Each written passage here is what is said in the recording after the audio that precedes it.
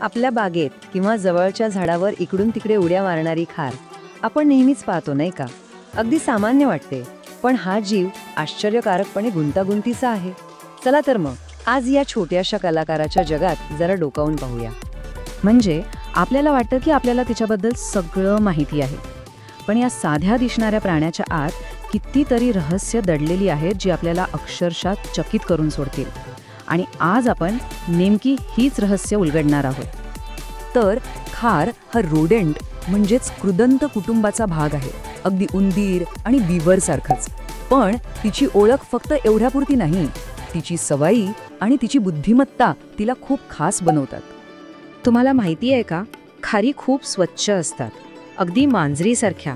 त्या स्वतःला स्वच्छ ठेवतात आणि त्यांची घरटी, ज्यांना ड्रेच म्हणतात, ती त्यांना पूर्णपणे सुरक्षित ठेवतात. तिथे ते अगदी आरामात राहतात. आपल्याला नेहमी वाटतं की सगळ्या खारी सारख्याच दिसतात, पण तसं नाहीये. त्यांच्या कुटुंबात खूप विविधता आहे. चला या विविधतेबद्दल थोडं जाणून घेऊया. अहो, जगभरात खारींच्या 280 पेक्षा जास्त प्रजाती आहेत. म्हणजे जंगलांपासून ते थेट वाळवंटापर्यंत त्या कोणत्याही वातावरणात स्वतःला जुळवून घेतात. खरं तर परिस्थितीशी जुळवून घेण्याच्या बाबतीत त्या खऱ्या मास्टर आहेत. खारींचे मुख्यत्वे 3 प्रकार आहेत: झाडावरच्या, जमिनीवरच्या आणि उडणाऱ्या खारी. आणि यातल्या एका प्रकाराबद्दल एक इतकं आश्चर्यकारक सत्य आहे जे आपण पुढे पाहणार आहोत. आणि त्या म्हणजे उडणाऱ्या खारी. गंमत म्हणजे त्या खरं तर उडत नाहीत, तर हवेत तरंगतात, म्हणजे ग्लायडिंग करतात. त्यांच्या पायांमध्ये त्वचेचा एक खास पडदा असतो आणि त्याचा वापर करून त्या तब्बल 150 फुटांपेक्षा जास्त अंतर पार करू शकतात. विचार करा, किती अविश्वसनीय आहे हे. चला आता खारींच्या बुद्धिमत्तेकडे वळूया. त्या फक्त गोंडस नाहीत, तर खूप हुशार आणि धूर्तसुद्धा आहेत. त्यांची विचार करण्याची क्षमता आपल्याला थक्क करून सोडेल. त्यांची स्मरणशक्ती तर इतकी जबरदस्त असते की हिवाळ्यासाठी त्यांनी लपवलेल्या शेकडो बियांची जागा त्यांना महिनोन्महिने आठवते. हिवाळ्यात टिकून राहण्यासाठी ही क्षमता त्यांच्यासाठी सगळ्यात महत्त्वाची आहे. इतकंच नाही, तर त्या अन्न चोरांना फसवण्यासाठी फसव्या दफनविधीचा वापर करतात.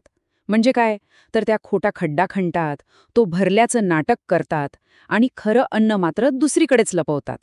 ही आहे प्राणी जगातील त्यांची स्वतःची फेक न्यूज.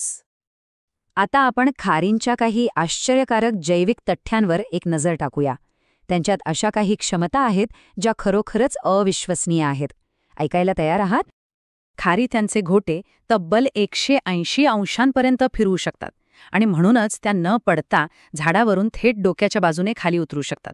विचार करा, काय कमाल रचना आहे. त्यांचे पुढचे दात आहेत ना, ते आयुष्यभर वाढत राहतात, कधीच थांबत नाहीत. आणि म्हणूनच त्यांना सतत काही ना काही कुरतडत राहावं लागतं, नाहीतर त्यांचे दात खूप वाढतील. ही त्यांची एक जैविक गरजच आहे. त्यांची चयापचय क्रिया म्हणजे मेटाबॉलिझम इतका वेगवान असतो की जेव्हा ते सक्रिय असतात तेव्हा त्यांच्या हृदयाचे ठोके प्रति मिनिट 300 पेक्षा जास्त असू शकतात, म्हणजे माणसांपेक्षा जवळजवळ तिप्पट. आणि हे तर सगळ्याच विचित्र आणि धक्कादायक सत्य आहे. अतिनील किरणांच्या म्हणजे UV लाईटच्या प्रकाशात उडणाऱ्या खारी चमकदार गुलाबी रंगात चमकतात. शास्त्रज्ञ अजूनही यामागचं कारण शोधत आहेत, पण हे निसर्गाचं एक मोठं आश्चर्य आहे, नाही का? आता पाहूया की खारींचं हे वागणं पर्यावरणावर कसा सकारात्मक परिणाम करतं. त्या नकळतपणे खूप मोठं आणि महत्त्वाचं काम करत असतात.